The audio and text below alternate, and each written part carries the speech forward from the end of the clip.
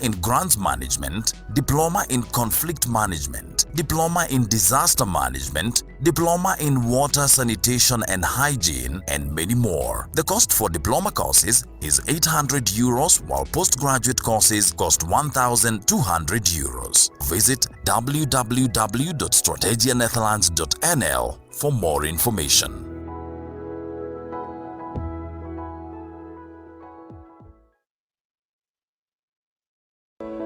Are you interested in building a career in the development and humanitarian sector? Then, Strategia Netherlands is the best option for you. We offer training solutions to the United Nations, governments, NGOs, and other development organizations worldwide. Make your online application now for Diploma in Monitoring and Evaluation, Diploma in Grants Management, Diploma in Conflict Management, Diploma in Disaster Management, Diploma in Water Sanitation and Hygiene, and many more. The cost for diploma courses is 800 euros, while postgraduate courses cost 1,200 euros. Visit www.strategianetherlands.nl for more information. Good morning, everyone. Yes, we can hear you. Thank you. Good So, morning, we can hear you. Good morning, we can hear you. thank you so much for joining us. I'd like us to take 3 more minutes so that we have more participants, and then we will begin the Good evening. training. And I know we are all going to benefit from it. So Capacity Africa has worked with the development organizations both locally and internationally, and we have also offered training to various professionals from various NGOs, civil society, and even government institutions. Kindly mute your microphones. Kindly mute your microphones if you're not the one talking. Thank you so much. So apart from offering trainings, we also offer consultancies, we offer certificate courses, diploma courses, and even postgraduate courses. So you're welcome to also study with us. So today we are going to have to look at an introduction to monitoring and evaluation, and I have several of my colleagues here. I have my partner from Strategia Netherlands, and she's going to tell you a little bit about Strategia Netherlands and the courses that they offer.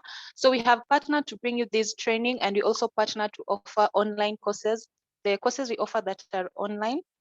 And at this moment, I want to remind us that if you're not the one talking or we've not been given the floor, kindly mute your microphones.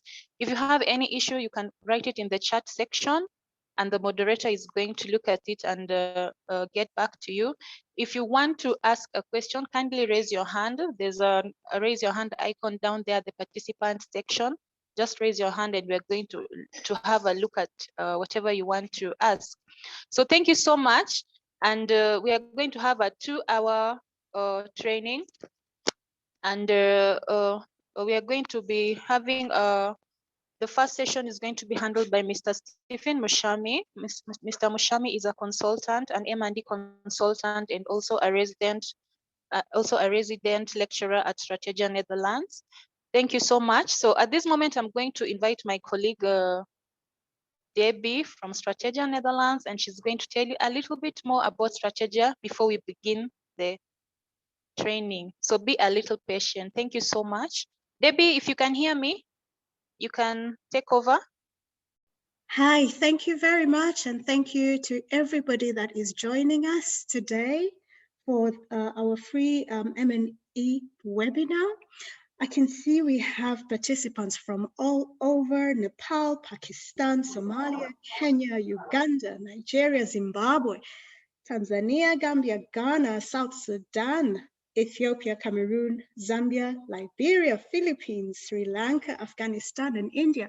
Thank you all so much. If I haven't mentioned your country, please put it on the chat section because we're so excited to have all of you here today. I've got a presentation about Strategia Netherlands that's going to come after Steve Mushami gives his wonderful presentation and training to us. But I'd just like to say that we're really, really happy to have you all here, and we hope that you will be taking our courses. For those who have not taken courses with us, we've got a special offer that we're going to tell you about at the end of, towards the end of the program. So for now, I really wish you a really, really good session. Thank you so much. Over to you, Irene. Thank you so much, Debbie. We are going to have, like, let me say the whole training is going to take 2 hours. Mr. Mushami is going to take roughly 1 hour, 1.5 hours, and then we are going to have a question and answer forum. So if you'll be having any question, just note it down somewhere or in the chat section, or at the end of the training, he's going to ask anybody the question to raise their hands, and then we are going to take all the questions. So kindly brace yourself, be patient, and then we can begin now. Mr. Mushami. So thanks for welcoming me. Apologies for, I just had some technical hitches with my machine, and had to switch to a temporary machine. And so I just apologize that I may not be able to give video, but I'm sure you're going to get my presentation and my audio clearly. And we just begin with that. So let me see if I can be able to have you look at my presentation for today, as we look at some introductory aspects of monitoring and evaluation, which is a very essential subject that we want to be able to look at today. So let me just be able to get you that. Just give me a minute. Thank you for connecting into this particular session. We just want to look at a number of things that were sent to you as part of our agenda for today's session. And we want to be able to look at some introduction to M&E terms and concepts. Also, we want to also look at the difference between M&E. And again, also, we want to look at the need for M&E in development projects. And again, we also want to be able to look at monitoring in all process of the project cycle.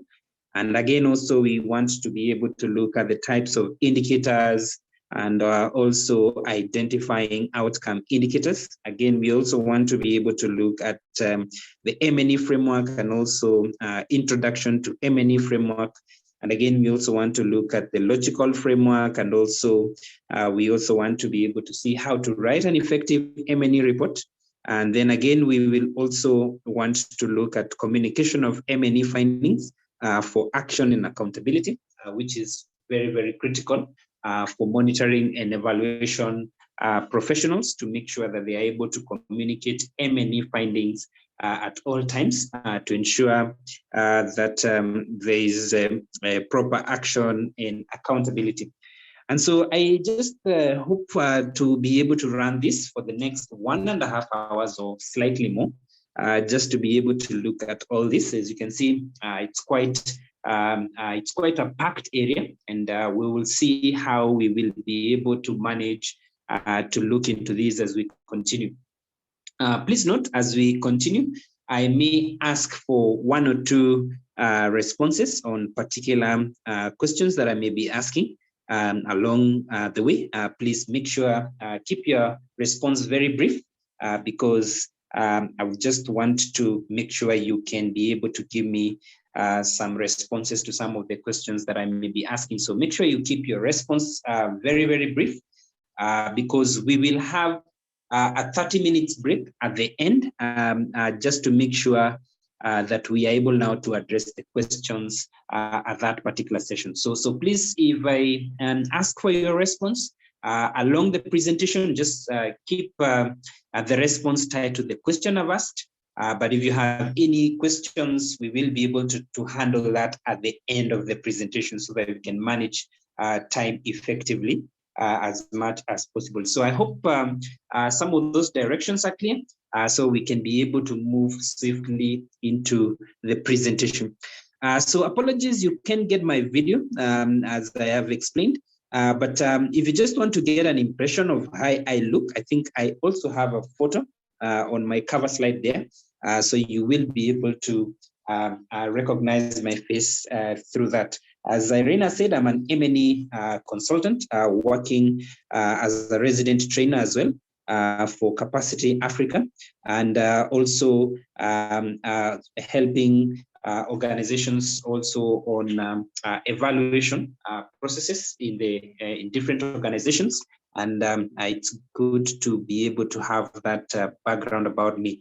So let's just start with the first thing about this particular webinar that we are having.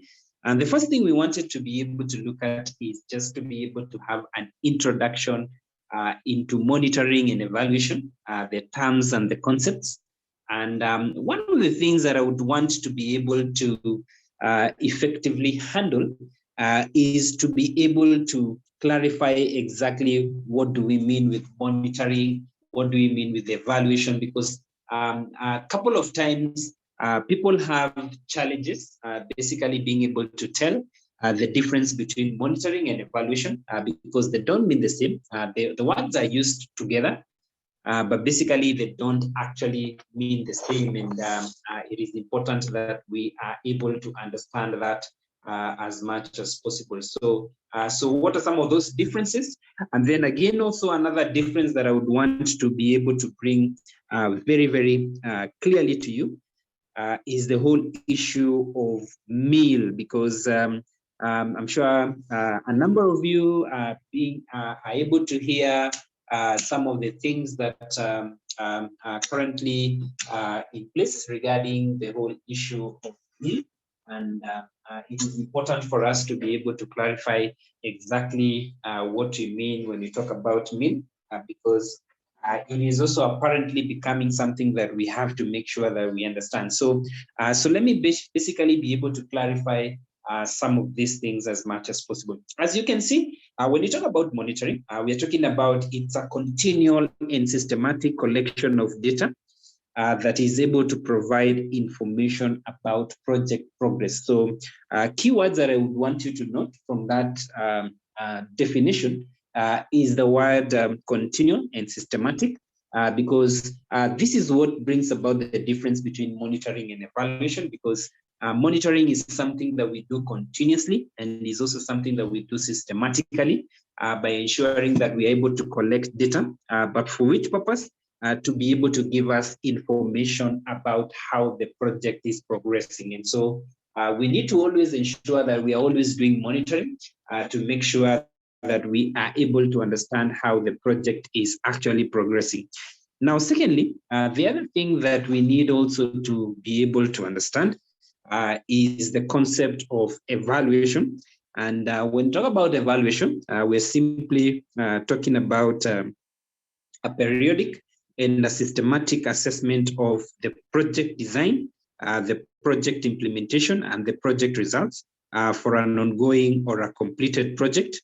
And simply, this means that we just want to be able to assess whether the project design was sufficient for the project, whether the project implementation was okay, and whether the project actually achieved the results that we expected. And most of us already know that evaluation is so much attached to project results. Every time we talk about let us be able to do project evaluation, a lot of us normally think about this in terms of the results that we want to achieve. And that's very, very true about evaluation. So we are so much concerned about evaluation in terms of results. But when you're looking mainly at the implementation of the progress of the project, then we will be able to understand this using monitoring. So that's the difference that comes out of the two terminologies. As much as they are used together, it's always good to make sure that we are able to clarify them as much as possible. Now, the next thing that I would want also to clarify is the whole issue of looking at monitoring, evaluation, accountability, and learning, which is also something that has also become a new concept that is becoming very critical to the success of all projects. One of the things that you're finding is a lot of organizations nowadays are not just emphasizing monitoring and evaluation, but basically are also trying to look at simply things to do with how do you achieve, how do you ensure that you're able to achieve accountability and learning as well? So it's not just about monitoring and evaluation, but basically how do we ensure that we are able to achieve accountability and learning in meal as well? So that's something that we also need to be concerned about. And it becomes very, very important to look at that as well. Then again, also the other thing that we need to be able to concern ourselves is the fact that meal normally helps to strengthen the accountability and learning so that we can be able to promote the project, program, and portfolio effectiveness. And I think for you, monitoring and evaluation learners, it is important for us to be able to understand that sometimes also meal can be done at the project level, at the program level, and at the portfolio level. It's always good to know the differences between those terminologies because there are different levels in projects as well. Again, also, it is important now to be able to understand this whole issue of accountability because when you talk about meal, you notice that we have just added the word A and L, which represents accountability and learning. And so what is accountability?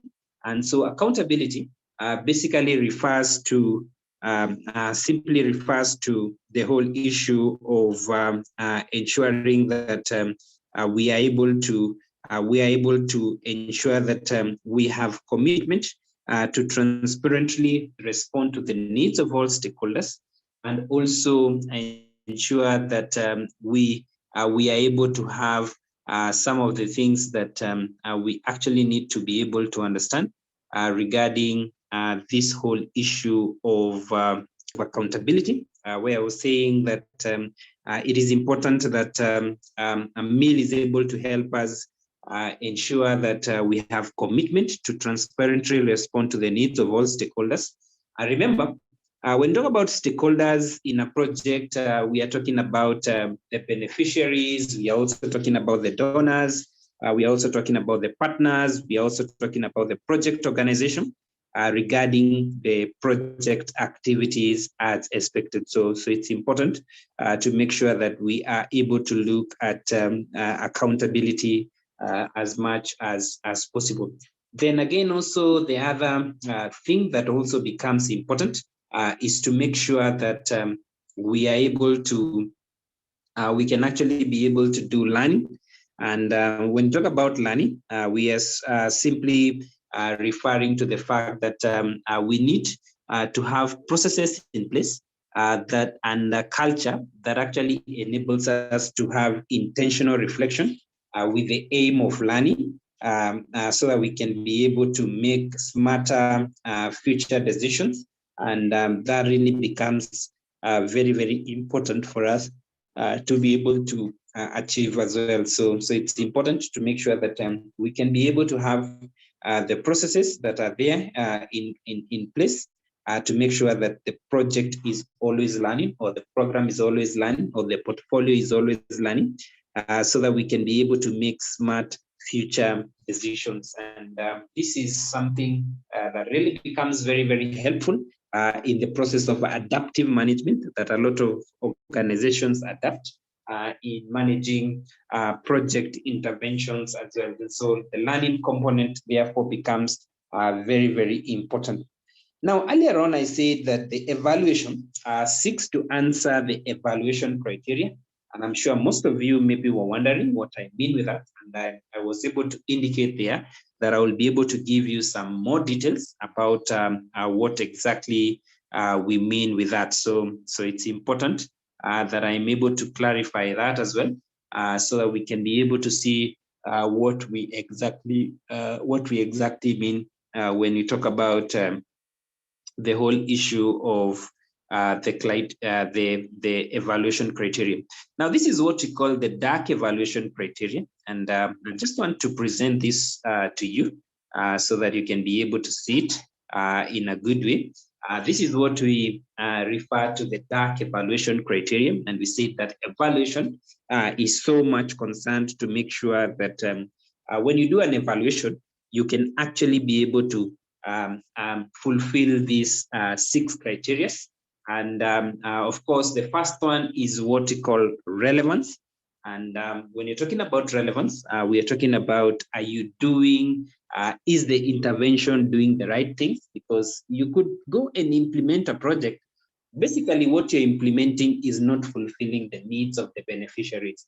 And that is why that question really, really becomes important. And you have to be able to answer it in an evaluation by looking into whether the intervention is actually doing the right things as much as possible. And then again, also the other thing that also becomes very, very important is to be able to look at the question of effectiveness.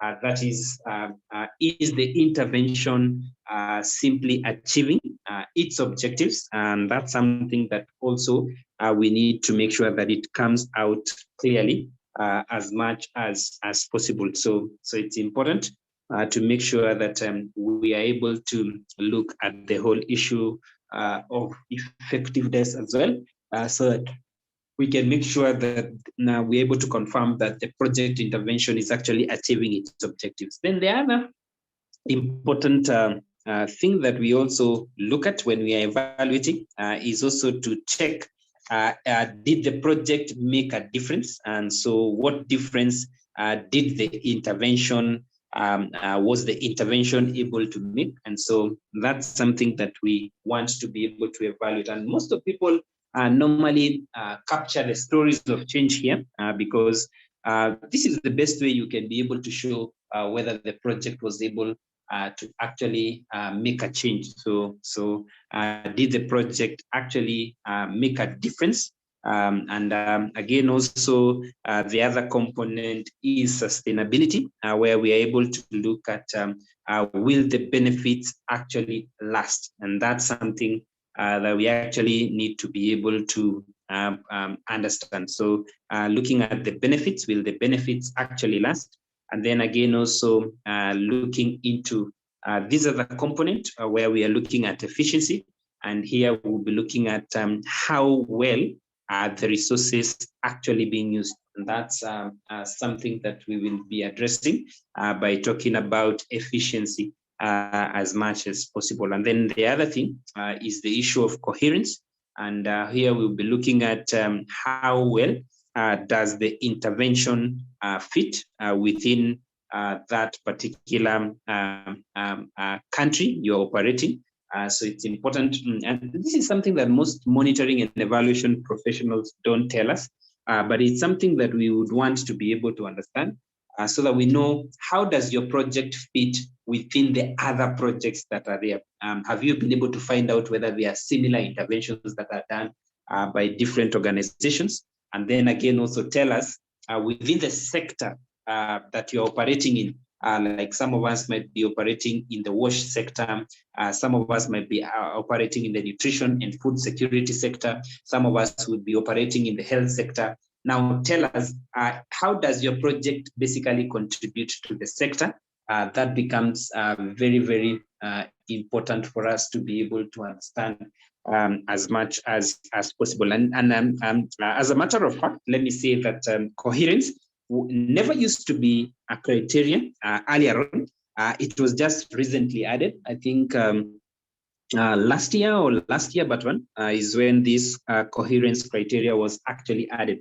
So for those people doing evaluation assignments in 2018 and later years, they are not able, and earlier years, sorry, they were not able to actually evaluate using coherence. And I think now that concept of coherence should be very, very clear. Now that we have been able to bring about this whole issue of meal, I think it would be good to make sure that we just clarify exactly what we mean when you talk about some of these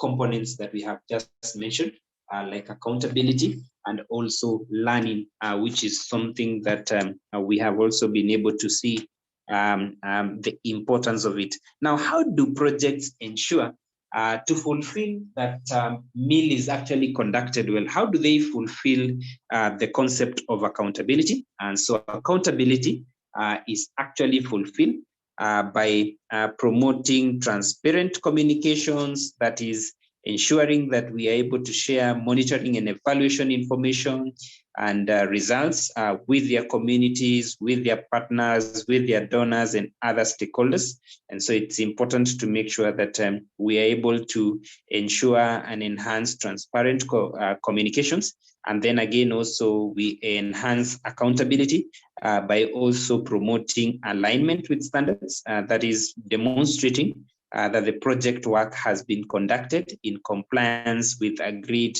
donor requirements and also with the meal best practices as much as possible. Then the other thing is the issue of responsiveness, that is being able to establish channels through which stakeholders can be able to voice their feedback, can also be able to give their ideas, can also be able to give their suggestions and also their complaints, and also committing to be able to provide an appropriate response on how their input is actually informing project decisions as much as possible. So it's important to make sure that we are able to look into that as well. And then again, also the issue of participation also becomes important, where we are able to encourage varying degrees of contributions from different types of stakeholders when we are trying to initiate and when we are also trying to define the parameters, and also when we are trying to conduct some of the, when we are also trying to define the parameters for conducting meal, and that also becomes very, very important for us to be able to consider as much as possible. So those are various ways in which we ensure that we are able to have transparent communications, and also ensure that we're able to have alignment with standards, ensure that we are also responsive, we are also able to participate, and ensure that we're able to have varying degrees of contributions from different types of stakeholders. And that becomes very, very important to ensure that we can achieve. So the other thing that we also need to emphasize is how projects as well embrace learning, and projects are able to embrace learning by ensuring that they are able to incentivize learning.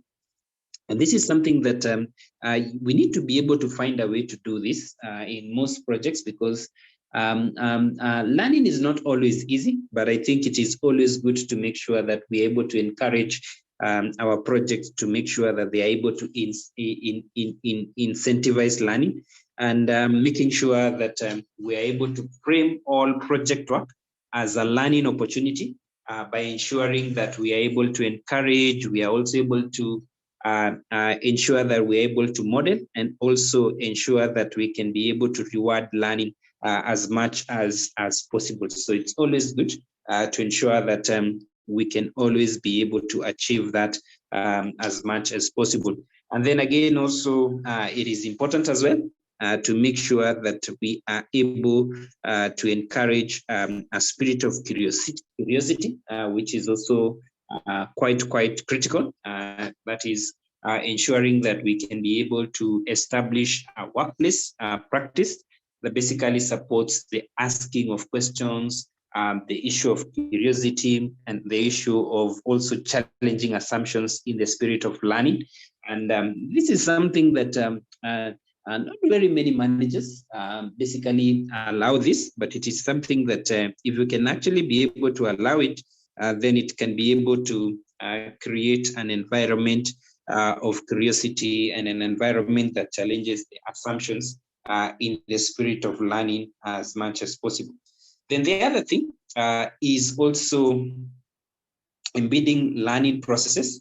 That this basically includes concrete learning elements, such as the use of checklists to be able to promote learning, and also learning questions in meeting agendas also becomes very, very critical to be able to consider. And then again, also ensure that we're able to promote adaptive management by analyzing, monitoring, and evaluation data promptly and also frequently, by actively seeking to understand the project data and also the evidence to be able to inform decisions and adjustments to project design, planning, and implementation as well. So it's important to make sure that we promote learning in a project so that we can be able to promote adaptive management. And I think I mentioned this particular concept earlier on that really becomes very, very important to inform decisions and adjustments in the project. Then again, also sharing information is also one of the ways in which we ensure learning. That is using project learning to inform organizational and sectoral best practices. And that is why you remember in the evaluation criteria there, we spoke about coherence, and we were saying you need to be able to show how did your project actually contribute, or how did it fit within the context of the other projects, the country, and also the context as well. So that really becomes important to be able to show how it fits in that particular context as well. So, so it's important to make sure that we are able to promote learning as much as possible. Now, also, the other thing that we might want to be able to look at is to be able to look at monitoring and evaluation, results levels. And of course, we have different result levels. And it is important for us to be able to understand that these results levels basically are helpful in different dimensions. And I think it is important for us to make sure that we are able to look at those different results, and it is important that we are able to understand them as much as possible. And we have 5 levels in which we discuss a lot about the results levels in projects. We've got the first level is what we call inputs. That is, inputs will simply be those resources that are invested in a project or program. A good example is like something like technical assistance, computers, mosquito nets, or training. That becomes very, very important to be able to consider some of those inputs. And then secondly, we have what we are able to refer to as the processes or activities. That is the activities or tasks that will actually be undertaken in the project so that we can be able to achieve the project or the program objectives as expected. And then again, also we have the outputs, that is the immediate results that are achieved at the project or program level through the execution of activities as expected. And so please note, a lot of people normally confuse outputs, but it's always good to understand outputs as the immediate results that you normally get when you undertake activities in a project. So if you undertook certain activities in a project, so immediately what you normally get is what we call outputs.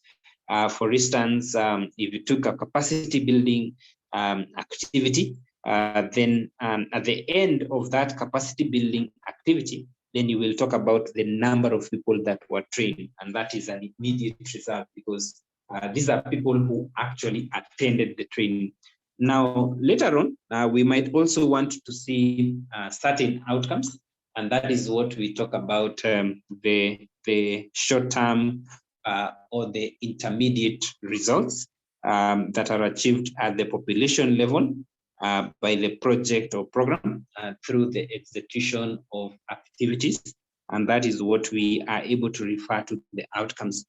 Did that training help people to be able to improve their skills in certain areas?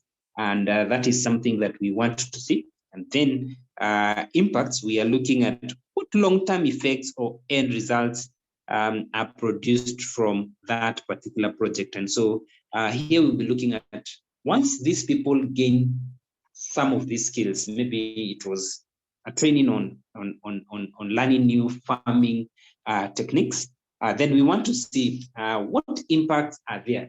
Are we able to see an increased output from what they farm, and that is that able to also be able to bring some benefits of economic empowerment, so that we are able to realize that their household income has actually improved. That's something that we might want to be able to see. And that is why we're saying impact is always a long-term result. It's not something that you normally achieve immediately as an output or in the midterm as an outcome. And so it's important for us to be able to understand that as much as possible. Now, the other thing is just to allow you to see an example. And we have an example here that just tries to show the different results levels so that you can see how a practical example of what we are talking about. So you can see when you're talking about inputs, we are talking about there's some program stuff. Is there some space that we can utilize? And there are some training materials that we can actually be able to utilize. And then again on activities, we are looking at an example of an activity there, like you conduct training event for healthcare providers. Then one of the outputs that you actually get immediately after that is that the healthcare providers are actually trained in new clinical techniques, and that's something that we are able to see immediately. The training is actually provided. But now, after some time, in the short term or in the immediate or in the intermediate, then we are able to see an outcome that comes out of that, where we are able to see increase in the number of clients served by the newly trained providers, because they are able actually to provide better services. And so we are able to see an increase in the people that are actually served by the newly trained service providers.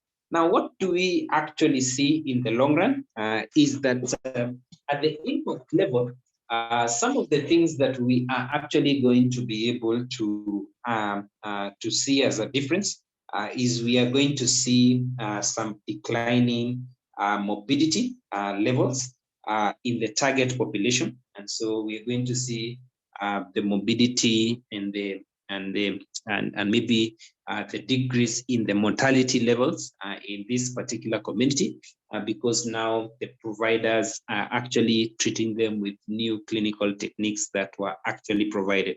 And so that's something that we are actually able to see.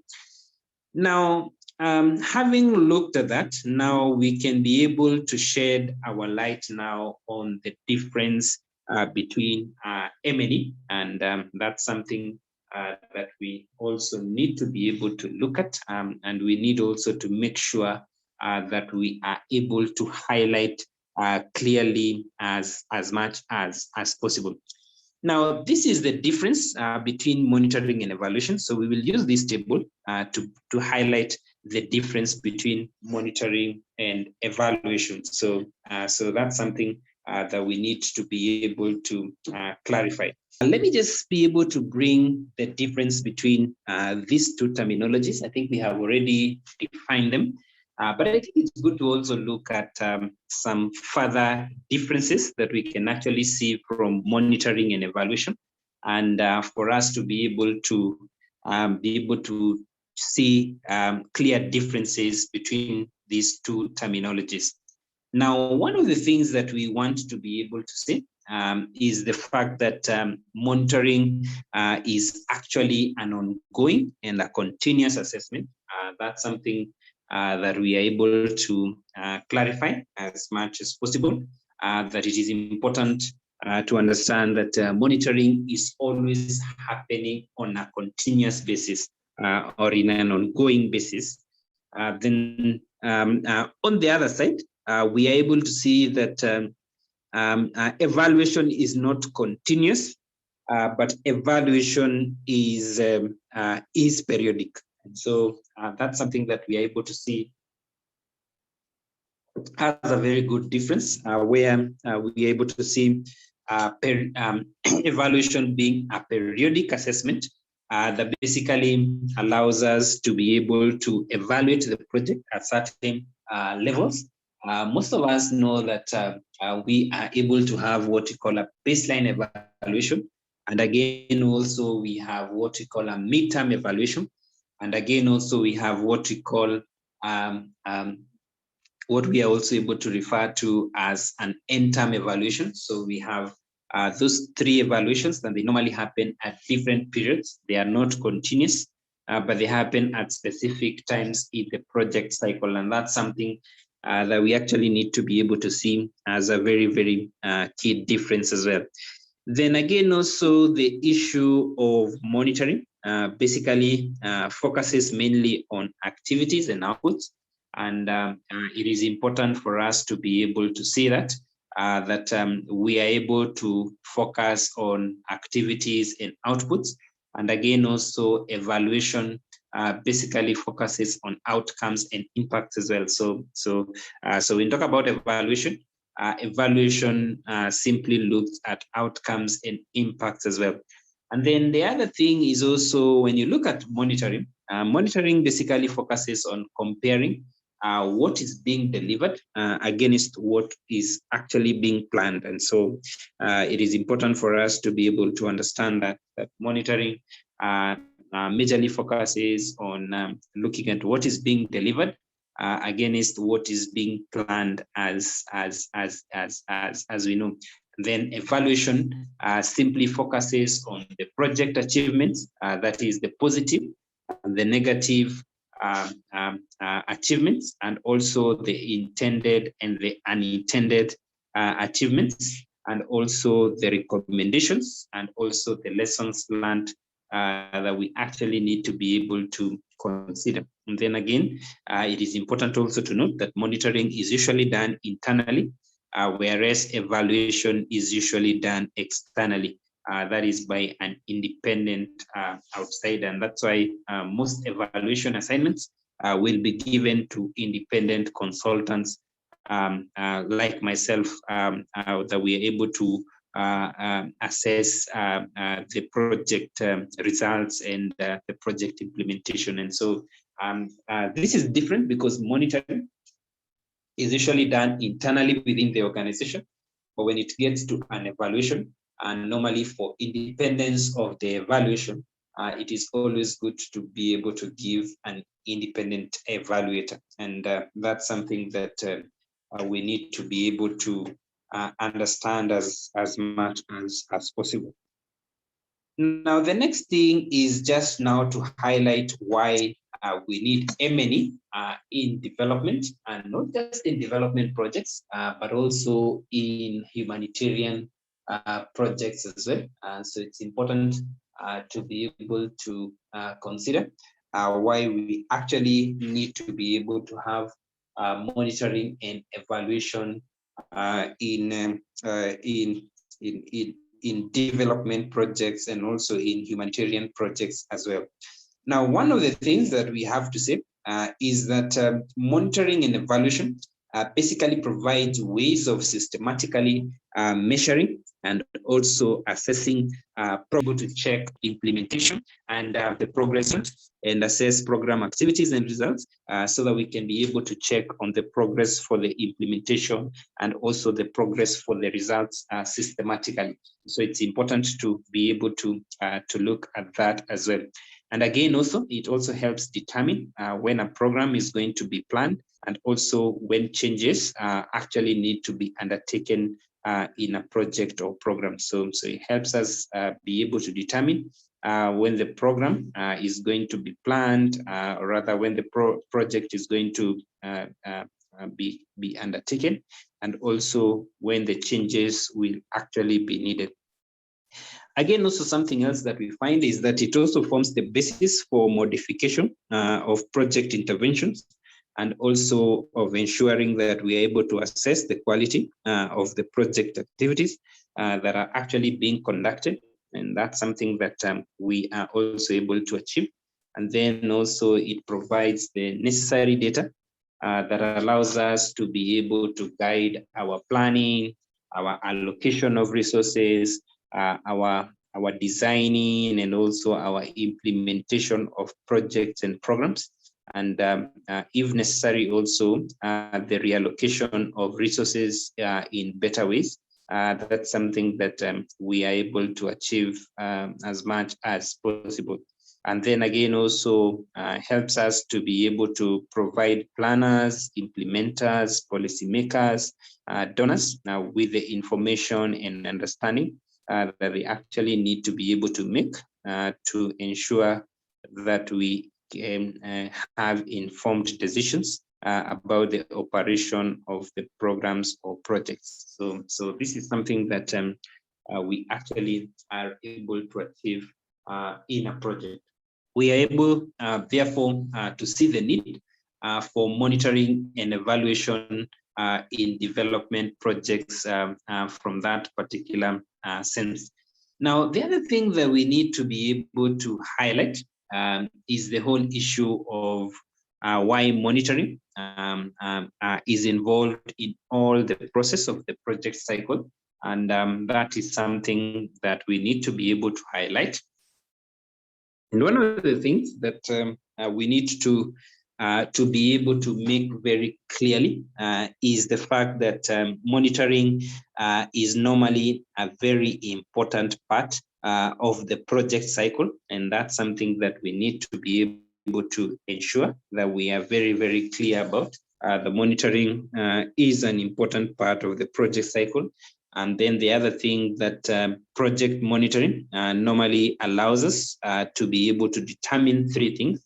And those three things that we actually need to be able to determine is basically whether we are implementing the project as planned. And that's something that we actually need to be able to determine as much as possible. And also whether we are implementing the project as planned.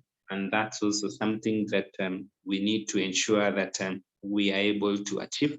And then thirdly, whether adjustments need to be made to the project. And that's something that we actually need to be able to understand as well. So whether we need to be able to make adjustments to the project, and whether we are also achieving the planned results as expected, and also whether we are implementing the project as planned. That becomes important to be able to understand that. Therefore, monitoring therefore is able to occur in two major levels. One is what we call implementation monitoring, and also results monitoring. So when you look at monitoring, normally these are the two critical aspects that we are so much concerned about. One is basically on how to be able to ensure that we are able to undertake results monitoring. And then secondly is how to be able to undertake what we call implementation monitoring. Basically focuses on inputs, activities. That's what implementation monitoring focuses on. But then again, now we also have to monitor the results, and that's why we have also to talk about results monitoring as well, where we are able to focus on the outputs, where we are also able to focus on the outcomes, and where we are also able to focus on the impact as well. And it is important for us to be able to look at that particular, those two levels. So you will not have done enough monitoring if you have not actually been able to look at how to undertake your results monitoring, or as how to be able to undertake your implementation monitoring. So those two levels really become very, very important. That is your results monitoring and also your implementation monitoring as well. So it becomes very, very important to be able to understand that. How do you undertake your results monitoring, and also how do you undertake your implementation monitoring? I think when you put this in the different results levels, you can see the first part, which is implementation monitoring, as you can see in the graphic, basically covers looking at whether you have enough inputs to undertake your activities. And then the results monitoring looks at how your outputs are contributing to the outcomes, and how your outcomes are also contributing to the impacts as expected. So that's something that we actually need to be able to understand and appreciate from that. So it's important that we're able to look at those two key elements. That's results monitoring, and also the implementation monitoring as well. So it's important that we are able to consider that as much as possible. Now, the other thing that we want to be able to look at is simply look at indicators. We just want also to turn our attention into the indicators, and be able to see what we definitely needs to be able to understand about indicators, and it's important to make sure that we are able to address that particular question. But just before I look at indicators, I just want to be able to hear your thoughts as well. At this point, I can be able also to take your thoughts about what you think indicators are, because it is important for us to also ensure that we have a good understanding of the indicators, and we are also able to know exactly how to be able to deal with indicators in a sufficient manner as much as possible. So it's important that we also get to understand how to be able to deal with the indicators as much as possible. And I think it is important to make sure that we are able to look at that, and it's something that we may need to be able to understand. So at this juncture, just allow me to be able to hear some thoughts or some feedback from your end in regards to that particular aspect of just that particular aspect of what are indicators according to what you understand. So let me just be able to understand that from your perspective, and simply just help me appreciate what is your understanding about the indicators, which is something that I might need to be able to understand from you. So let me just be able to see who probably would want to be able to highlight that. And I can see Sunny Kapanja. Sunny Kapanja, can you be able to give us your thoughts on what you think indicators are? Sunny? Yes, sir. To my understanding, an indicator is a variable that you set for yourself as a measurement tool to understand whether the project you are monitoring is in line with the set targets or objectives. Thank you, Sunny. Sunny, I think I like your the word that you have actually used there, a variable. Thank you, sir. It is something that we actually use a lot, oftentimes, to be able to describe an indicator, because we always say that an indicator is simply a measure that varies, and that's a very good thought.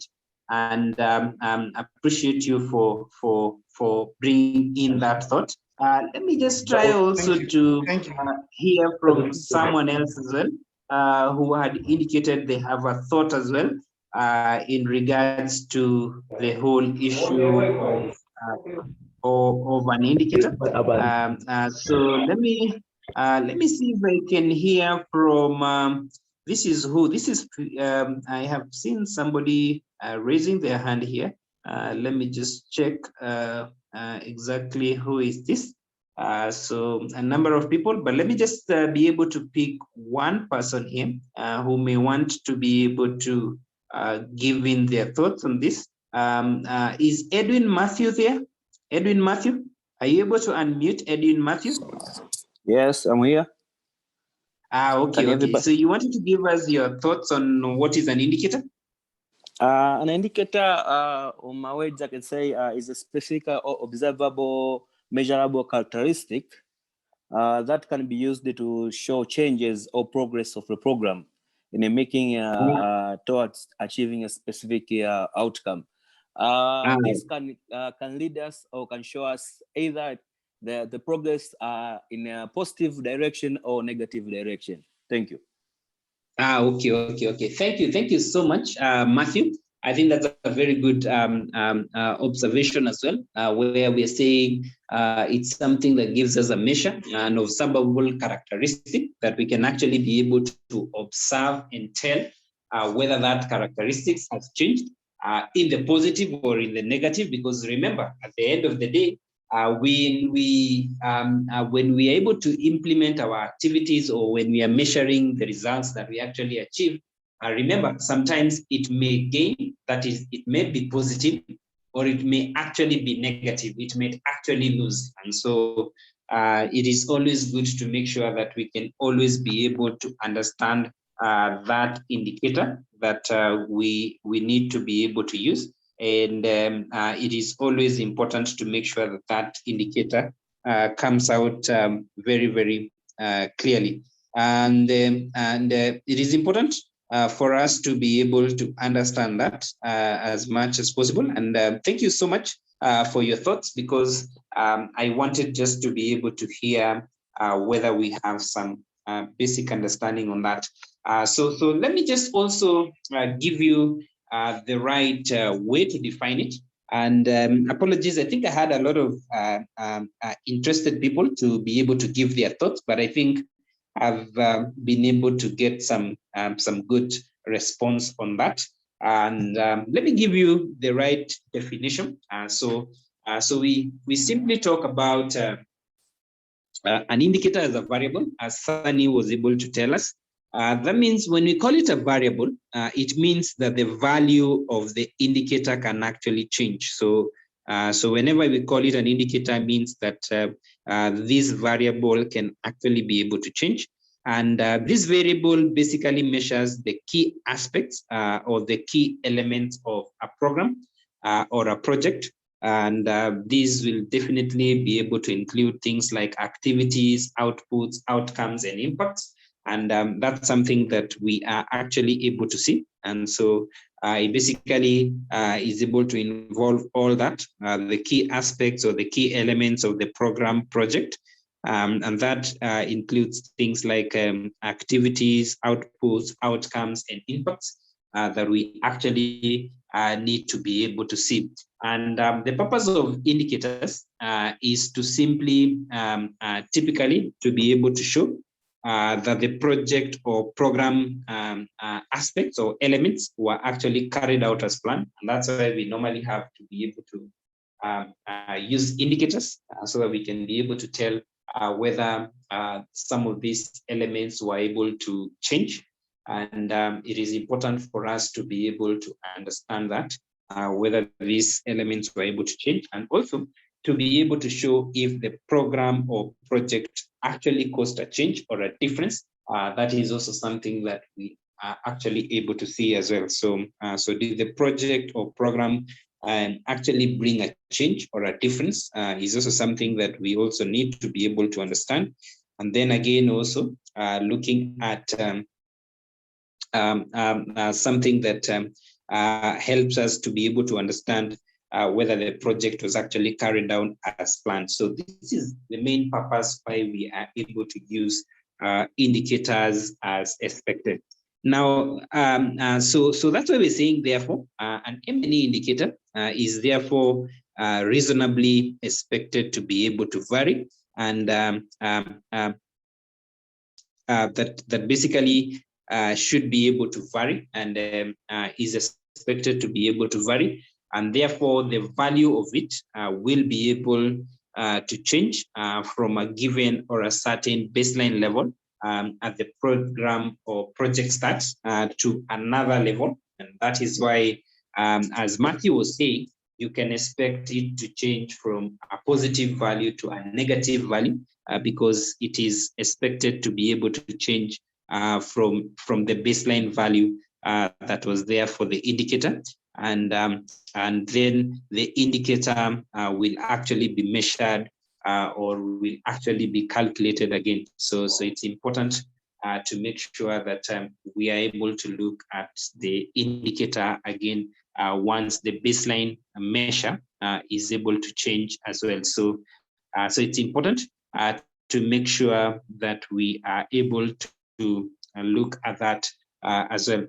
Now, the other thing that also becomes important is to look at the different types of indicators. And I would just want to be able to highlight some of those different types of indicators that we normally have, because there are different types of indicators. And I know some of you may have come across some of these indicators, so they may not be so much new to you, but it's good that we are able to agree that these are the indicators that we actually need to be able to understand and be able to understand how to be able to work with them. So it's important to be able to look at some of these indicators as much as possible. So as we said, a project or a program manager should always lean towards understanding M&E indicators and must fully grasp the fundamental difference between the process and the results indicators. And this is a classification that we normally have between indicators. There are those indicators that we will actually be able to consider them as we are able to have them as process indicators and also result indicators as well. So it's important to make sure that we are able to look at the indicators as well. So it's important that we simply need to be able to look at the results results indicators and also process indicators as well. So it's important that we're able to have a look at that as well. So let me just be able on that note now to be able to talk about process and results indicators. These are indicators that we need to be very sure about their difference.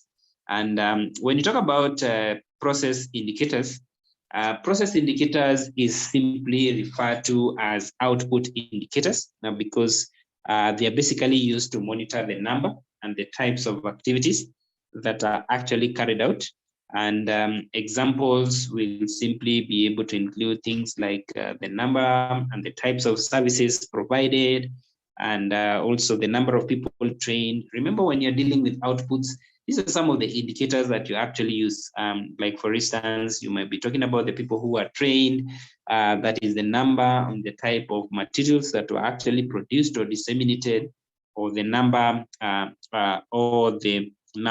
and the percentage of the female clients that were actually screened. So that's what you normally deal with when you're talking about process indicators. So these indicators simply deal with your output indicators as much as possible, and it is important for us to make sure that we are able to understand that as much as possible. And again, the other thing that also we need to also clarify is the issue of the results indicators.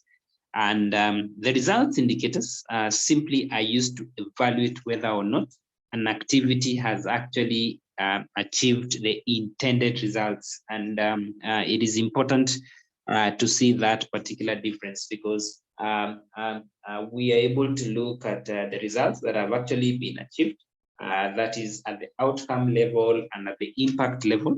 And those are some of the things that we're able to show are the results indicators. And some of the examples that we're able to have here are things like being able to show the indicators of knowledge, attitudes, and practices as can be measured from a certain survey, and also the perception. Now let's just look, turn our attention to the M&E framework. And it is important to be able to note that the M&E framework is normally a very important concept in monitoring and evaluation. But then again, also it confuses a lot, and particularly a lot of people really get confused by what exactly we mean when you talk about a monitoring and evaluation framework. So monitoring and evaluation frameworks are normally key elements of M&E plans. So it's good to note, and this is one of the major differences that we make between an M&E framework and an M&E plan. So the key difference that we actually get from these two is the fact that the M&E, the M&E framework is actually something that is part of the M&E plan. So it is important for us to be able to understand that the M&E framework is part and parcel of the M&E plan. So basically, the M&E plans and simply depict the project components and the sequence of steps that we will need to be able to use to achieve the desired project results. And also, they also help us increase understanding of the project and also of the program goals and objectives. And so it's important to make sure that we are able to increase the understanding. And again, also, it also helps us to be able to delineate the internal and the external elements that could actually affect the project or program's success. So it's important to make sure that we are able to delineate the internal and the external elements that basically affects the project or program success. And again, also, they are also crucial in ensuring that we have understanding, and also in ensuring that we are able to analyze how a project or program is supposed to work. And it is important to make sure that we are able to understand that. Again, also, we refer to them as tables. In fact, a lot of the times, M&E frameworks are presented as tables, and they basically are tables that basically have some details and also help you visualize some of those factors that drive an intervention, as well as being able to illustrate how a program should actually be able to work. And there are different types of M&E frameworks that we should actually be able to consider. And that's why we are talking about the conceptual framework. Then we also have what we call the results framework. And then we also have what we call a logical framework. So each of these three basically serves different purposes, and is normally very, very useful. Like, for instance, anytime when you're doing research work, you will realize that you will be able to use the conceptual framework. And anytime you're doing monitoring and evaluation, then the results framework and the logical framework will always come into perspective. Later on, we will be looking at the logical framework just to be able to shed some light about the logical framework. So it's one of the things that we will actually be looking at. And so I've got an example there that basically shows you a summary of an M&E framework. And this basically shows you basically has a column showing the indicators, the definition of the indicators, what is the baseline indicator, what is the target indicator, what will be the data sources that we are going to use, what will be the frequency, who will be responsible, and who will actually be able to report on that particular result or indicator in the project. And that really summarizes the information that you actually need to be able to fill in some of those columns for you to be able to come up with a very good M&E framework. Now, I think we can be able to turn our attention again to the M&E plan, and just to be able to bring a difference between the M&E plan. It is important that we are able to understand that now the M&E plan is actually not a table or is not presented as a diagram, as we have seen about the M&E framework. But you can see that we're saying an M&E plan is actually presented in a document that basically describes the strategic information about the project or program. And this information will actually be able to be very helpful to make sure that we are able to gather and we are also able to use this information for decision making that will actually be able to lead to the project or program improvement as much as possible. So it's a document that basically contains that information clearly. So it's important for us to make sure that we are actually able to look at that particular information as much as possible. Now, therefore, it is therefore a very fundamental document in a project, and so in every project you go, they should always ensure that they have prepared an M&E plan because it holds the project or program accountable and is normally used to tell whether the project will actually succeed or not. And so it's very, very important in ensuring whether the project will actually succeed or not. And again, also it describes in detail the what, the how, and the when of a project or program monitoring and evaluation. And it's also a very primary tool for M&E planning, though it can actually be able to vary in format as much as possible. So, so it is important to make sure that we are able to prepare it. It's an important document so much in the project. And then another thing is, of course, it is able to describe us in details and give us the definition of the indicators. It also tells us who is responsible for M&E activities in a particular project or in a particular organization. Then again, it also tells us when will the M&E activities actually take place. So it's also able to tell us when the M&E activities will actually take place, and also how will the data be analyzed for M&E. It is also something that is able to inform us on that. Then again, how will that data be used is also something that we are also able to look at, and it therefore becomes very, very important to make sure that we are able to address that as much as possible. And so it becomes important to make sure that we can actually be able to have that in place as much as possible. So it is important to ensure that we actually are able to look into that as much as possible. So how will the indicators be defined? Who will be responsible for M&E activities? And when will the M&E activities actually take place? And also how will the data be analyzed and how will that data be actually used? And so that's something that becomes very, very important to be able to look at. Now, the next thing that we also need to be able to focus our attention on is simply the logical framework. And so it is important for us to make sure that we are able also to understand the logical framework. And it is important.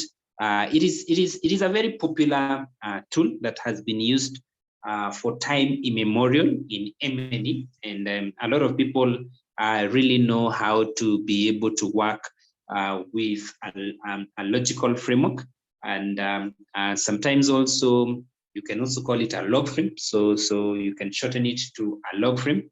But then again, also there is also a terminology that we use associated with it that we call it a logical framework approach, which is simply the process that gives you the logical framework or the log frame. And you should not always confuse the two terminologies. They actually represent different things altogether. And so a logical framework is important. And I think it's also good that I also hear some of you who might have an idea of how significant this document is and what this document definitely entails in development work. And I think it is important for us to be able to understand that. So, so somebody who has an idea on exactly what we are talking about when we talk about this whole issue of the logical framework. So let me just see if there's somebody here who can give us their thoughts on the issue of the logical framework. So somebody who can actually give us some thoughts on that. I think I can see Agustin Luca. You have raised your hand. I think Agustin Luca.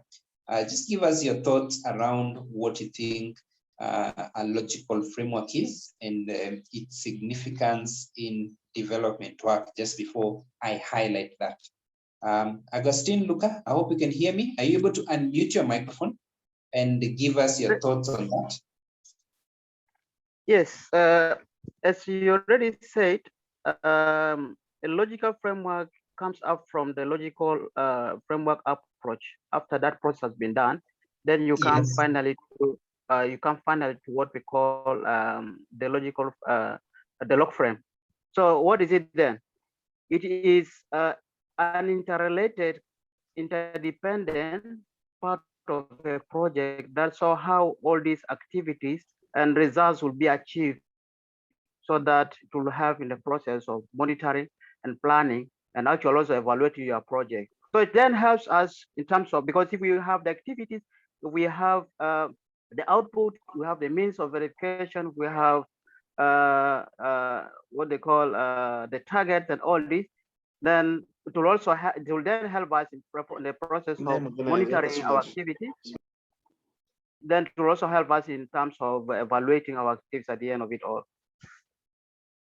Excellent, excellent, Agustin. I think that's very, very good and well highlighted, and it is able to help us so much in monitoring and evaluation, and that is one of the reasons why we actually need to be able to use it, and we always want to make sure that we can be able to understand that whole issue of how we are monitoring and evaluating our results, and that becomes very, very important to be able to understand the whole issue of monitoring, the whole issue of the logical framework. And I think I like that clarity that I also emphasize, that people sometimes associate logical framework approach the same as the logical framework, which is not the same.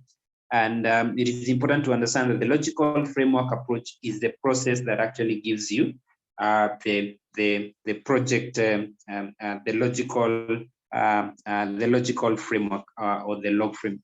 I had also seen someone by the name Rick TZ. I think you had also been able to raise your hand. I hope you're still there. I had seen your hand raised earlier on, and I hope you wanted to give a thought as well on the same. Rick TZ, are you there? Oh, I think it must have been by mistake. So let me see if I can be able to get a thought also from Samson. Samson, Igbino Noba. I hope I pronounced your name well. You wanted to give your thought as well? Yes, good day all. Yes, on my understanding of logical framework from the term logic, I think is a documentation of the reasonings that the project wants to achieve, the documentation of the processes, the key deliverables, and the key outcomes that the project aims to accomplish. And the logical framework, in my opinion, and from what you just explained to us, is a subset of an M&E framework. So it's part of the M&E framework.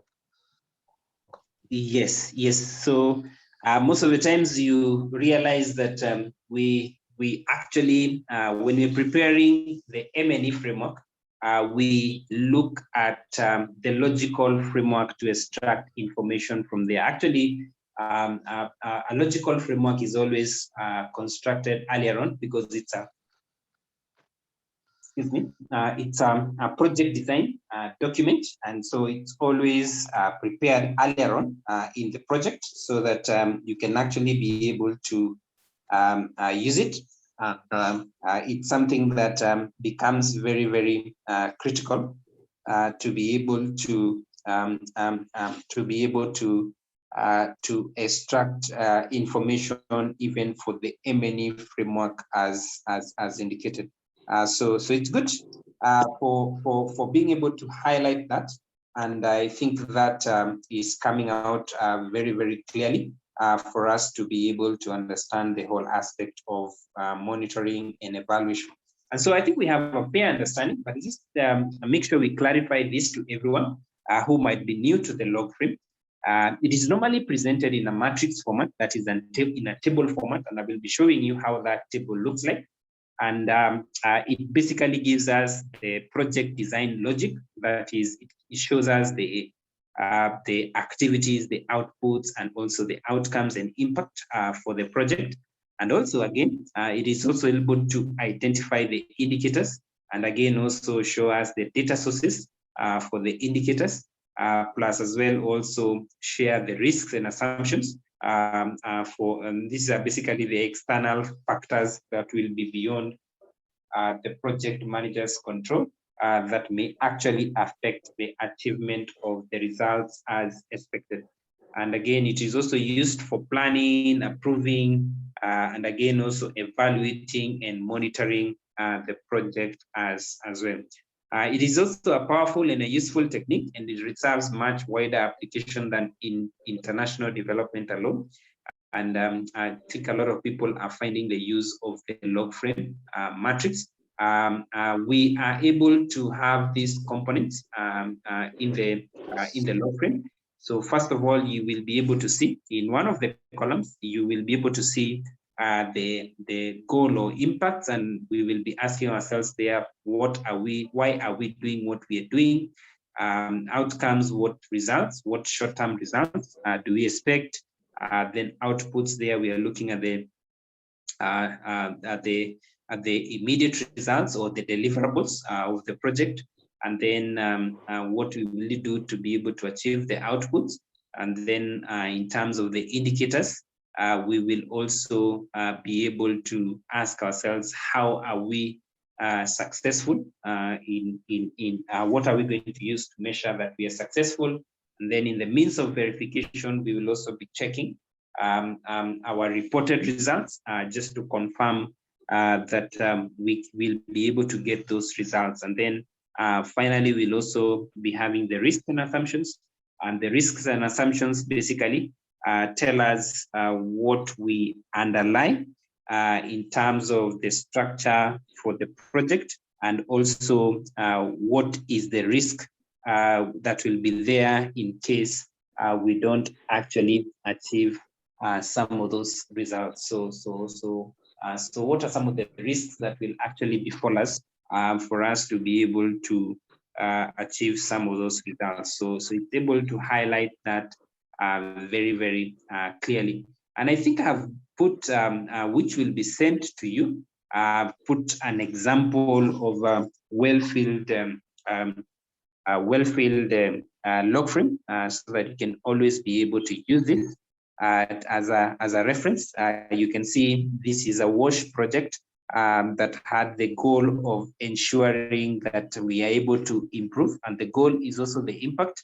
It had the goal of ensuring that we achieve improved health of the under 5s specifically among the low income families who actually live by the river.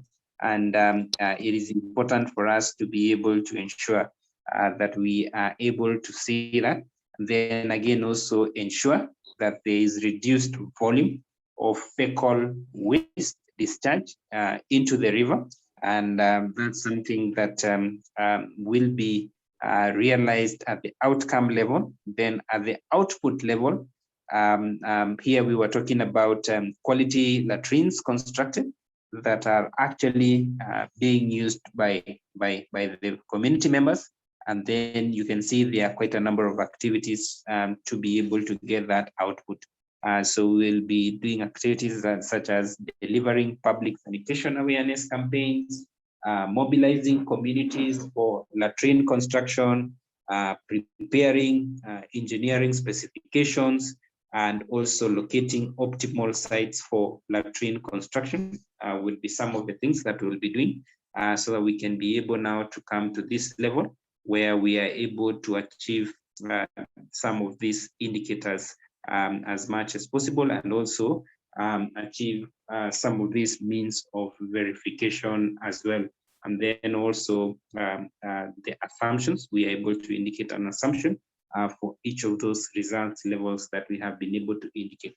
Now, we will be sharing this particular log frame together with the notes. I have seen a number of people really asking whether we will get a copy of the presentation. Be sure that you will get that. That is something that we normally send to our participants at the end of the session. So no need to worry about that as much as possible. Then I think I also want to highlight to you that at times you will also find that there are very diverse terminologies used for the log frame. And I think I would want you to be very, very comfortable, because some of you will not work in the same organization. And so you will be working in organizations that don't use the terminologies that I have used for the different results levels. Not all organizations use the standard terminologies like the inputs, the activities, the outputs, the outcomes, and the impacts. Not very many organizations will actually be able to use that. Some organizations actually vary those terminologies, and that is why you will find some of those terminologies actually talking about, like if you go to AOSI 8, you will find that they use goal or impact, then they use either purpose or outcome or component objective, then they have output, then they have a program task or work program. And that's a totally different terminologies from the standard terminologies that we have in the log frame. So I just want you to familiarize yourself, because not every organization will use the standard terminologies there as we have used them. So if you find them using different terminologies, then you will be able to see how to differentiate that as much as possible. So it is important for us to be able to note that. Now, the other thing that I just want to also highlight to you is how do we write an effective M&E report? And there's a lot of information that you can read there in the internet on how to write a very good M&E report, and even some experts have written books on M&E that they are able to talk about some of the key elements that you can actually be able to find in an M&E report. And some of the things that we are able to find in an M&E report are things like we want to be able just to address what are the key elements that give you an excellent M&E report. So reporting normally has presents to us evidence about a project and tells us how it has actually been able to contribute to the achievement of the expected results, and also demonstrating how the results were actually achieved. And that's something that we know that reporting is able to do. And there are a number of key elements that we want to be able to focus on that normally tells us about the key things that we should actually be able to achieve in the M&E report. Number one is what we call ensuring that we are able to report results. So in an M&E report, one of the most fundamental aspects that you will always be able to capture is to make sure that you are able to report on the results. And reporting on the results basically includes the description of the results that have actually been achieved, ideally with reference to the current status of the intervention indicators. And it basically shows how those indicators, the status of the indicators has actually been able to change from the baseline, because we will normally have baseline targets, and also we will always have baseline indicators and also target indicators, and it's always good to make sure that we report on that. Another crucial aspect to be able to report on is ensuring that we're able to report on the analysis of the report results. And the analysis part builds on the results that are being achieved, and also describes how the results and how the improvements in the indicators are actually achieved, with a focus on the work of the main implementing parties, that is the government, the civil society, and the organizations as well. And so the analysis of the report results also become very, very important to be able to show. And this analysis section normally helps us describe the shortfalls and the difficulties that were encountered, what were the lessons that were learned, how these have been applied, and also is a key component of the report, being able to bring together the data so that we can be able to create a story. And I told you why it is important to always show the stories of change in a report, because that's what a donor will always be looking for, and ensuring that we are able to capture that as much as possible. And it is important for us to be able to show that as much as possible. Then there's also the report on the organization contribution. So it's important to make sure that we are also able to report on the organization's contribution. And this basically describes the actions of an organization which has been able to contribute to the achievement of the result. And that really becomes also a crucial aspect as well. And it is always important that this section does not merely report on activities undertaken, but also should be able to include the results to which the activities have actually been able to contribute. And so it is important for us to make sure that we are able to achieve that as much as possible. Then again, another element that is important to focus on when we are reporting in the M&E report is to make sure that we understand the report recipient needs. That is, it is important to make sure that we bear in mind the recipient of the report and how they will actually be able to use that information as well. And again, also reports should actually be used by the report recipients or audience so that we can make sure we are able to extract the most important information that is needed by them for their work. And that really becomes very, very important to consider. Then another aspect as well is to make sure that we are able to follow reporting instructions. That is, most reporting requests normally includes clear instructions of what should actually be reported, as well as in what required format.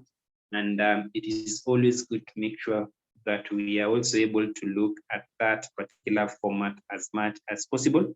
And if there's any uncertainty on the content to be provided or the format for a particular report, it is always good to request that information from the donor or from the project stakeholders so that we can be able to appropriately directly ask for that from the party that is requesting the M&E report. So it's important to make sure that we are able to follow reporting instructions as much as possible. So, so it's important that we are able to look at that as much as possible. So, so it is important to allow us to ensure that that is actually shown in a very easy way, so that we can make sure that the M&E reports basically meet the specific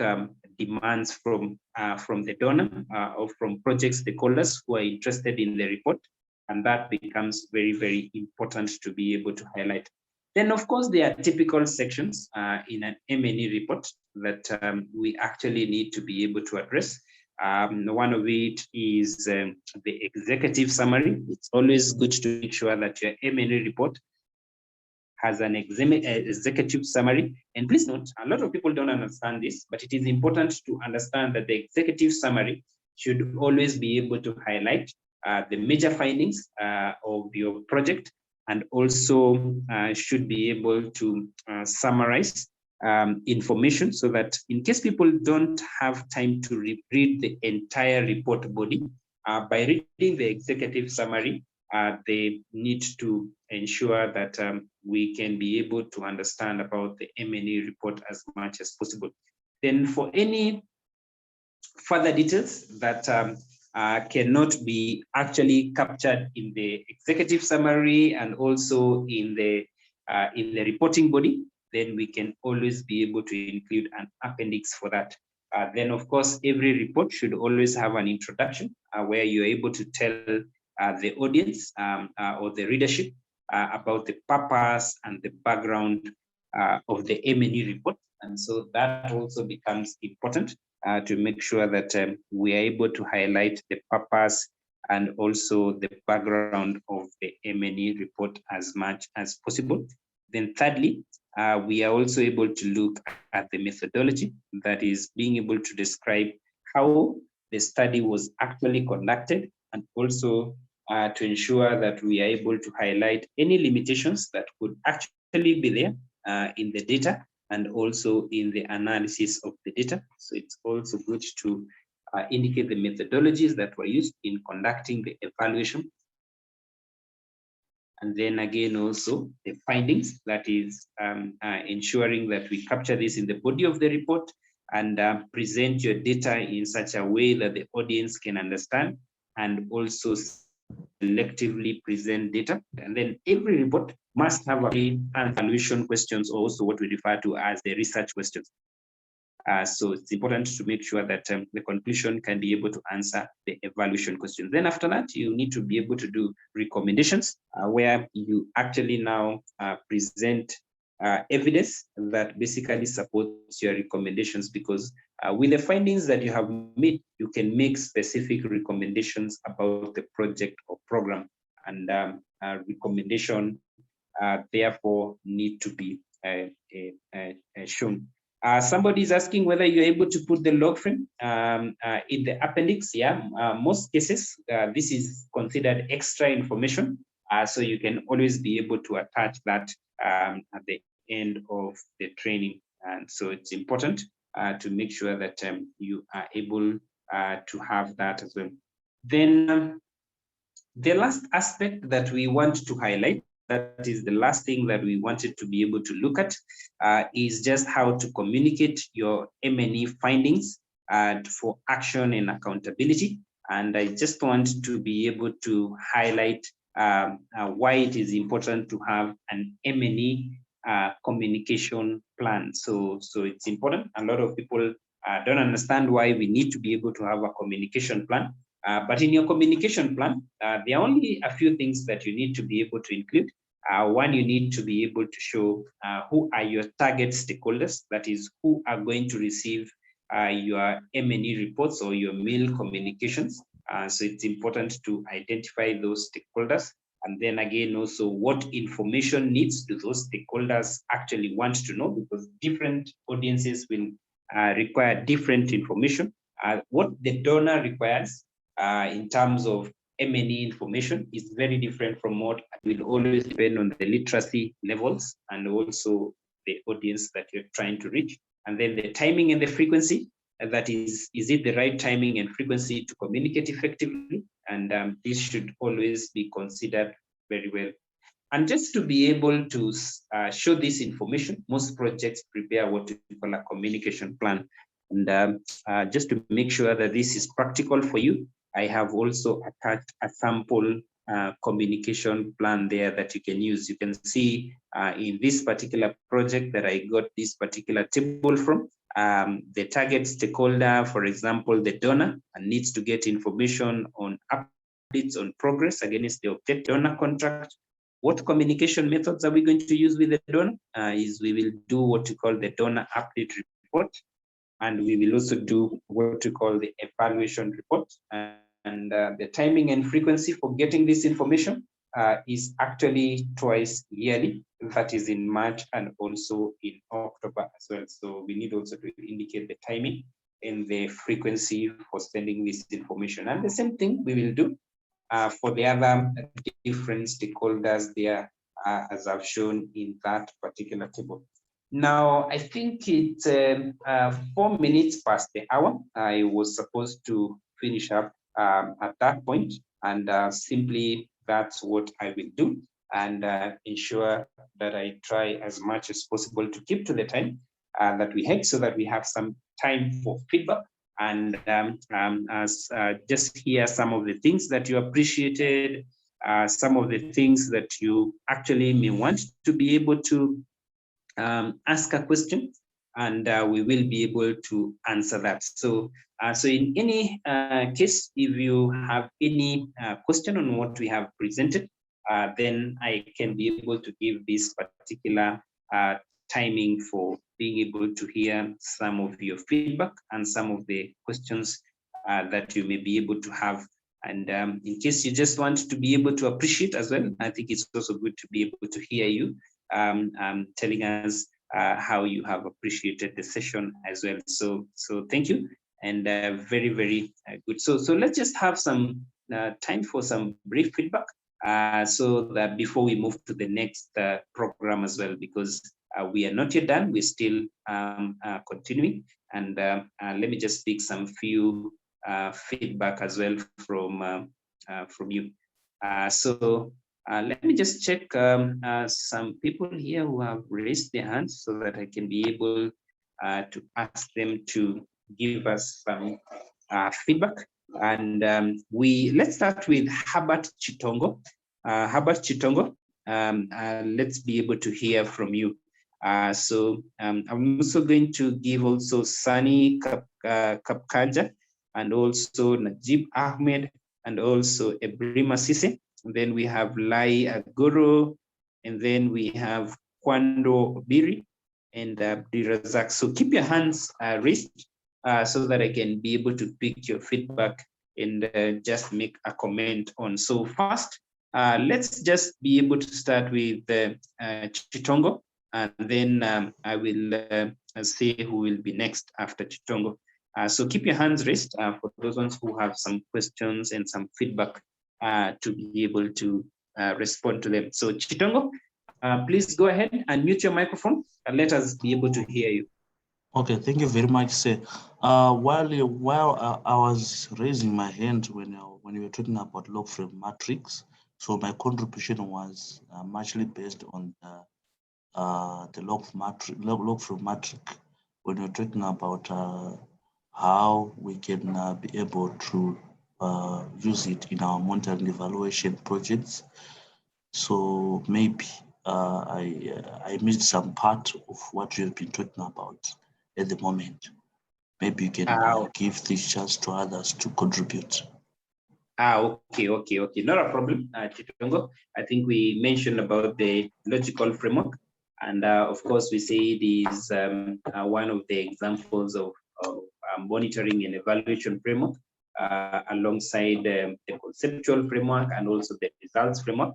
And we were able to get to the details. And one of the key things I said is that don't be so much surprised when you get log frames that sometimes don't use the standard definitions that we know for the results levels definition, because I said different organizations vary those terms, and so don't be confused about that. But the 5 level of results still remain, but the different terms can actually be used in that. So so no worry about that. It is important just to be able to clarify that as much as possible. Now, the other person, so thank you, Chitongo, for that. And let me hear the next feedback that we have is from Sunny Kapanja. Yes, thank you very much, sir. I appreciate your presentation. It's so wonderful. Even though I was not able to start from the beginning because of network here in our country. Please, I like to beg for a favor, that you share the records of this training with us and also the slides. So with due respect, I remember the other day we attended the training for fundraising and proposal writing. It was promised that the slides will be shared with the participants. I don't know if the slides were shared and I couldn't get mine. Just a reminder, thank you. And the other thing is that I'm involved in the project right now here in our country, which is aimed at reducing infant mortality by 10% in every 10 years for the period of in every 5 years for the period of 10 years in 2 phases. So how do I select my indicators for my own state or for my own province as the case may be? And again, the last question I'd like to ask is that the MIE reporting, report. What we do is we present there. The format that I presented there is for a standard report, how it will be able to look like. But we always advise, remember, reports are shared to project stakeholders or to the project donor. It is important to understand what format do they actually want. And that's why we say, in case your audience has a particular format of how they expect the project report to be presented, your organization has a particular format, then subscribe to that particular format. And that's one of the elements that we advise. Make sure you understand what your audience wants in that report so that you present it in the format that your audience wants. I particularly do evaluations for a lot of organizations. And I can tell you as a matter of fact that the format that I will use for this organization is not the same format that I will use for this organization, because every organization normally has a different format to how they want their report actually reflected. And so that's the same thing that will also apply for you. Depending on who is the main stakeholder that will get your information, then they will actually be able to require you to subscribe to their format very, very specifically. So I think that's what I can clarify. And I hope Kapanja have been able to address your question effectively. And yes, that's what I can say for now. Yeah. Thank you so much. Okay. Thank you so please let us know if in case you're stuck. We would also be glad to help your organization on that, just to make sure you can be able to get your results very, very clearly tracked. Thank you. Next, we also have,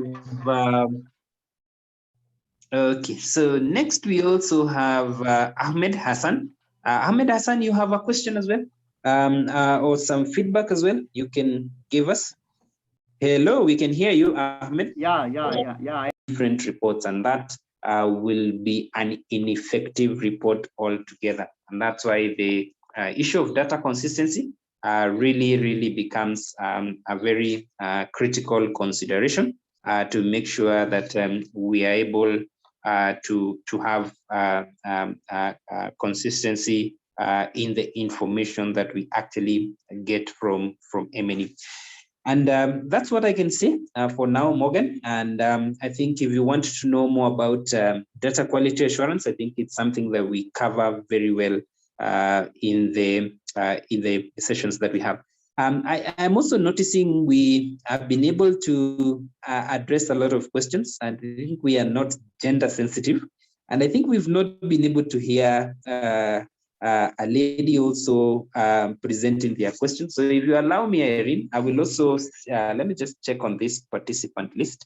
I think we need to be very gender sensitive. I think part of evaluations that we do is we are always trying to check whether the project was also gender responsive. So, so we can't have this session and we are not gender responsive.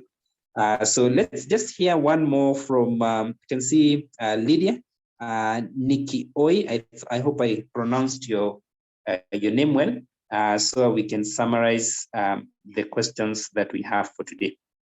I hope you're able to unmute your microphone.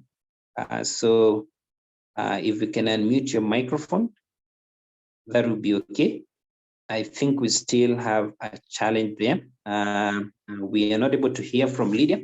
Then maybe I can give that last chance that I have just added there to Rick. Rick, I can see you have also raised your hand. Rick, can I pick your question as the last one? And then we can be able to move to the next session. Rick?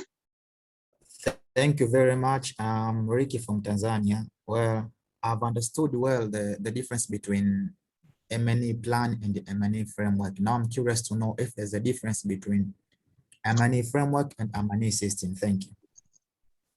Okay.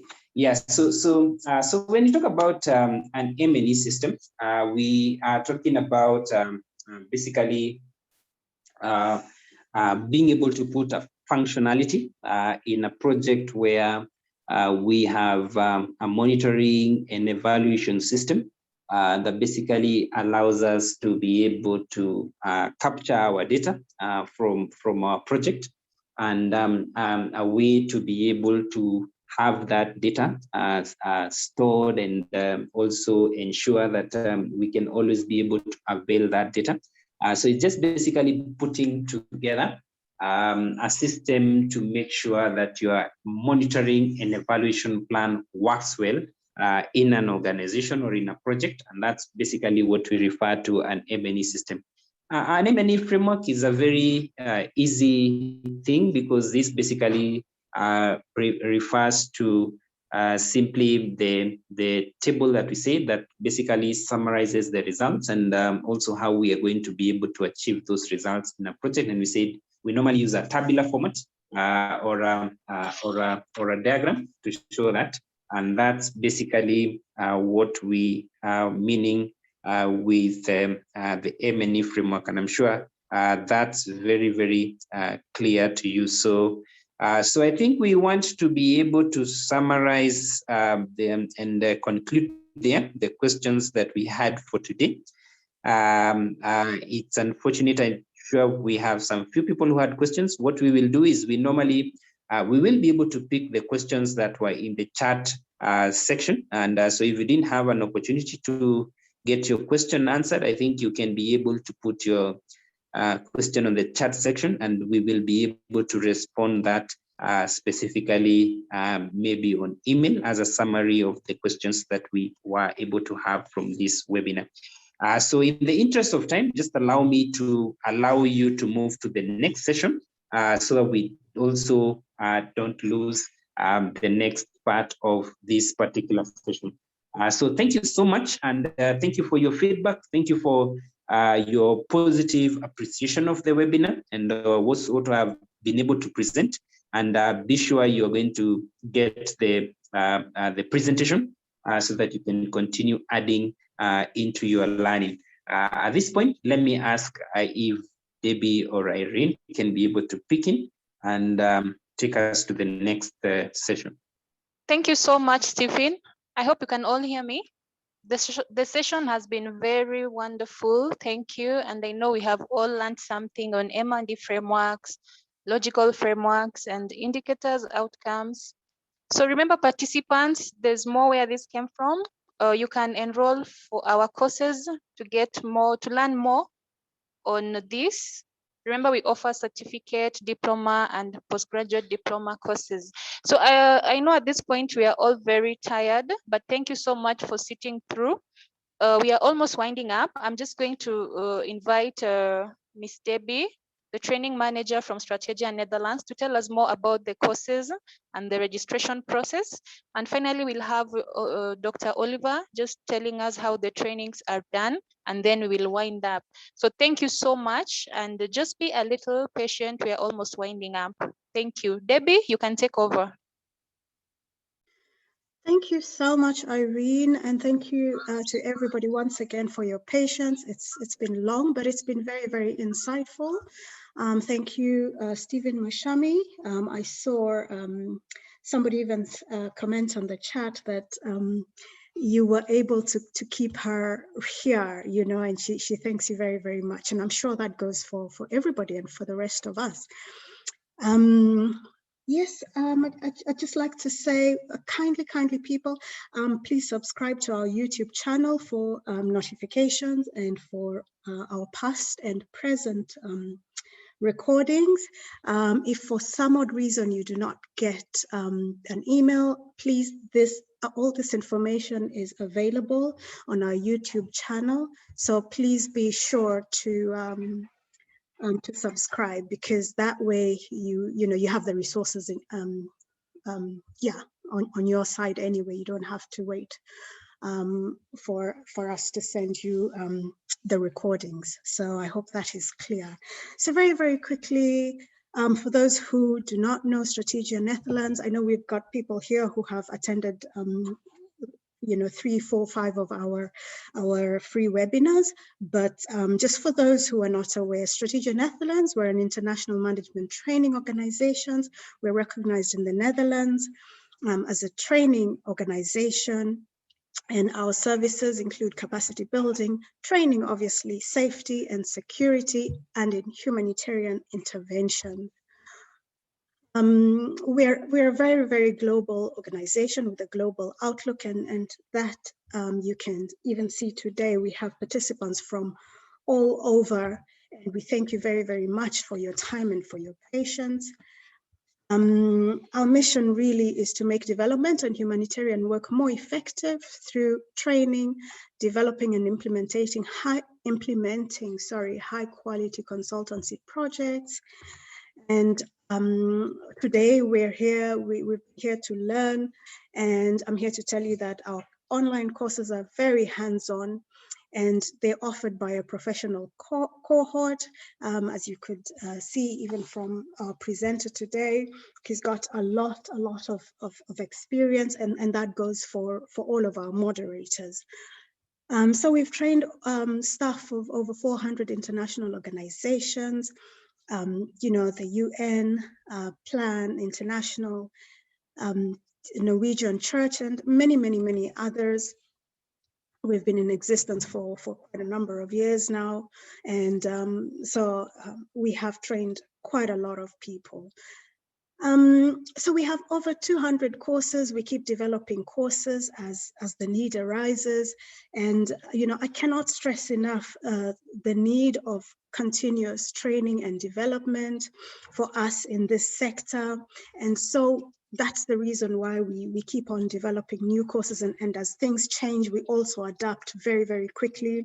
As you can see now, it's no longer M&E, it's meal.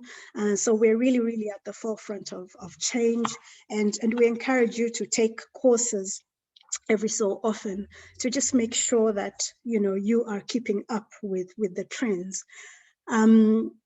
So popular courses include obviously monitoring and evaluation, water, sanitation and hygiene, gender, of course, being a big one, project management, that just runs through every facet of humanitarian work, and every facet of a business needs project management.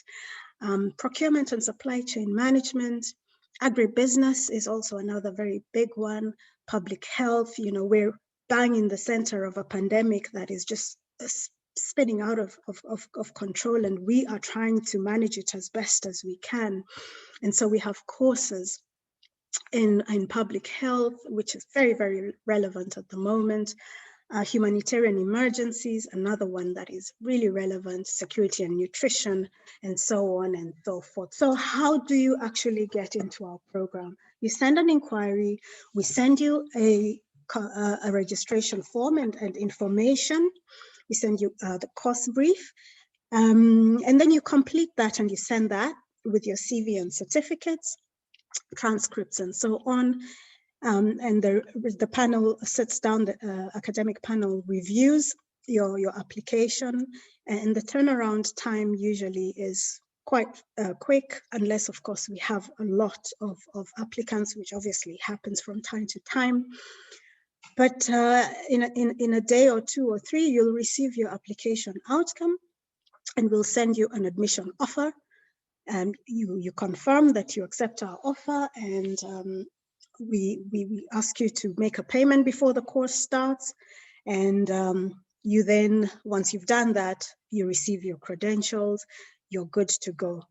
Our courses are online, but we have sessions, we have virtual sessions every single month where you interface with other students and your moderator.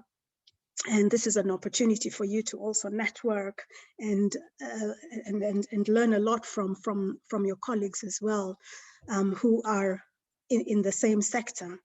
So the platform becomes your point of contact, between yourself and the academic team. But if you need a one-on-one, you can always raise a ticket, and during orientation, you're taken through this. So the moderators are available for you if you need them, when and if you need them. And your course then progresses from there on after your orientation, which is very, very, very important. But if you miss it, you can send, if you're out in the field or something happens, there's no electricity, you can always request for a recording or to come onto the next session as well. So all is not lost if you're not able to attend even the virtual monthlies. So the learning platform has got manuals, it's got your modules, your reference materials. You're expected to upload an assignment every month. And if you're taking a diploma or a postgraduate diploma, you will be expected to do a research paper.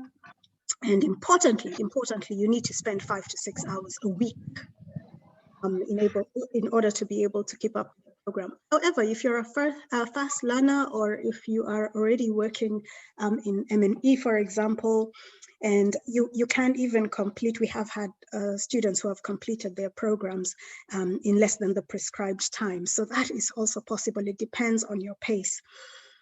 So there was somebody that asked about certifications, and yes, we give you a certificate at the end of the program, and these certificates are recognized. We have trained so many people, and they've used their certificates not just to learn and be better practitioners, but also to earn promotions, advance their career choices, and secure better rewarding job positions even. So this is very important. And our course fees and durations, I know some of you are wondering. For our certificate courses, the duration is 3 months and the cost is 400 euros. For our diploma courses, the duration is 6 months and the cost is 800 euros. And our postgraduate diplomas, 1,200 euros. The duration is 12 months or 1 year. So our offer for you today, we said we have an offer for you today only. Send an email registering your interest and we will give you a 20% discount. We'll give you a 20% discount if you send an email today to Strategia Netherlands, to the training manager, info@Strategia Netherlands. Do not forget to subscribe to our YouTube channel. Our YouTube channel is Strategia Netherlands once again.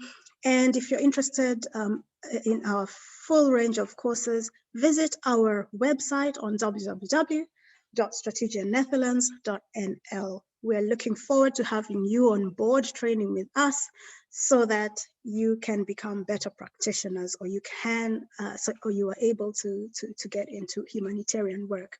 Thank you so much. And without further ado, I will hand the platform back to Irene, or to Mark, I think. Is it Mark?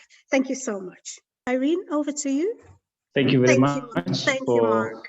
quite a good conclusion. Thank you very much. And I hope it's well in Netherlands. Yes, we're still on a hard lockdown. So yeah, we are hanging in there.